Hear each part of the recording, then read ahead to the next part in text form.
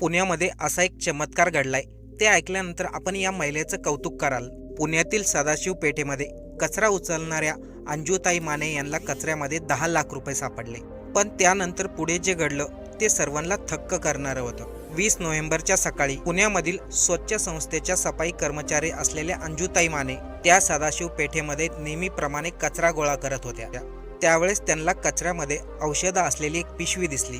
त्या परिसरामध्ये अनेक औषधांची दुकानं आहेत, त्यामुळं चुकून तरी कोणाची तरी औषधाची पिशवी कचऱ्यामध्ये पडली असावी म्हणून अंजुताई माने यांनी ती पिशवी जपून ठेवली। पण जेव्हा अंजुताई माने यांनी ती पिशवी चेक केली तेव्हा त्यांना धक्का बसला, कारण की त्या पिशवीमध्ये नोटांची बंडलं होती आणि ती टोटल रक्कम होती 10 लाख रुपयांची। अंजुताई माने यांना पूर्ण विश्वास होता या पिशवीच्या शोधामध्ये नक्कीच कोणीतरी येईल, आणि झालंही तसंच। त्याच्या काही वेळाने अंजुताईंना एक व्यक्ती घाबरलेल्या आणि काहीतरी शोधत असलेल्या परिस्थितीमध्ये दिसला।